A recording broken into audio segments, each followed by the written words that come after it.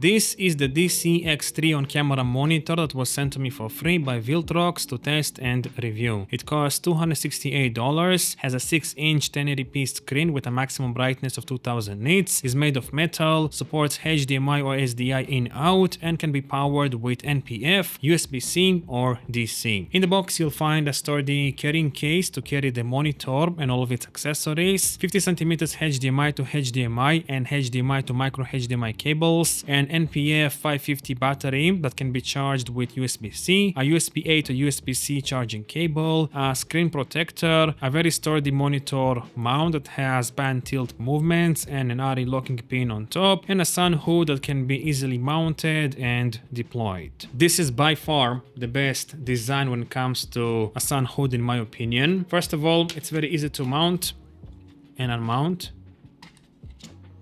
Although I wish it was magnetic to make it even easier. It's also protecting the front display, and when you want to deploy it, you just press this button on the bottom and it opens up like this. Actually, the first time I did that, I got scared so much, so be careful with that. But still, I think this is by far the most convenient and best design when it comes to an on-camera monitor sun hood. I remember in the past, these were made from Velcro and it was super annoying to attach, but this design makes it so much easier in my opinion. Regardless, in terms of build quality, this monitor is solid. The main frame is made of metal and the back panel is plastic, but everything feels very sturdy and robust. It's also relatively compact and lightweight for a 6-inch monitor, measuring 15.5 centimeters long, 10 centimeters tall, and weighing only 350 grams. In terms of ports and mounting options, on the left there is an HDMI in, HDMI out port, and a headphone jack for audio monitoring. On the top there is a power button, 4 function buttons, and a return button. On the right there is a 1/4-inch thread with RE locking pins. At the bottom there is another 1/4-inch thread with RE locking pins, a USB-C port for powering, a DC in, and a USB-A port for LUT imports and for more upgrades. And finally on the back there is an NPF battery slot and SDI in and out ports. In terms of operation, this monitor is fully operated by touch. It's a touch screen, and from my experience it's relatively smooth, but not as smooth and responsive as a phone or a tablet, for example, especially when you have the screen protector mounted on. But still, it's relatively smooth from my experience with on-camera monitors. I don't think it's that bad, it's just that it's not as smooth as a phone or a tablet. Regardless, you can swipe up and down on the right side of the screen to adjust the brightness, or on the left side to adjust the volume when wearing headphones. You can also pinch to zoom with your fingers like on a phone, and double tap the screen to open the main menu. From there you have access to all the typical monitoring features, including a volume bar, histogram, vector scope, RGB parade, full waveform, 3D LUTs, focus peaking, 2 false color modes, zebras, gray, red, green and blue overlays, underscan, overscan, image flip, automatic image flip, screen lock, WIT mode, markers, aspect ratio, zooming, anamorphic D-squeeze, screen color contrast, saturation and temperature adjustments, input channel, fan speed, function key customization, and firmware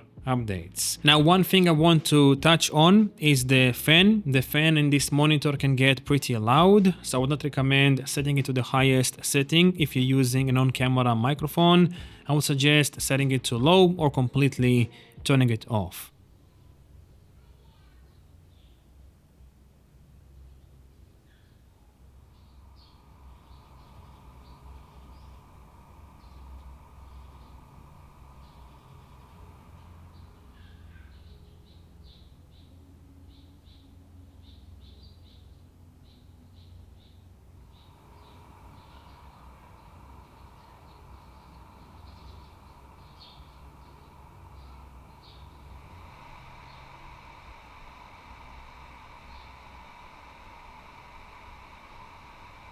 Anyway, in terms of display features, this monitor has a 6-inch display with a 1080p resolution that can reach up to 2000 nits of brightness. From my experience, it's bright enough to use under the sun in most conditions, even without the sun hood. Here you can see how it compares to the display on my Sony ZV-E1. It's definitely much brighter and easier to see. However, I would still recommend using the sun hood in bright conditions, as it makes the viewing experience much better. In terms of color accuracy, I think the colors on this monitor are slightly warm and green out of the box, but fortunately they can be manually calibrated in the settings, which is exactly what I did to make it look more like my Sony ZV-E1 display. Now in terms of signal, this monitor can receive a signal up to 4K 30p. However, I had no issues filming in 4K 50p or 4K 100p with this monitor. I just had to lower the HDMI output resolution on my camera to 1080p and it worked just fine. Finally, I couldn't notice any major delay issues when using this monitor, even when filming at 4K 50 or 100p. Anyways, I can highly recommend this monitor, especially for the price of just $268. Thanks for watching. I will leave affiliated links for this monitor down below, and I'll see you again soon.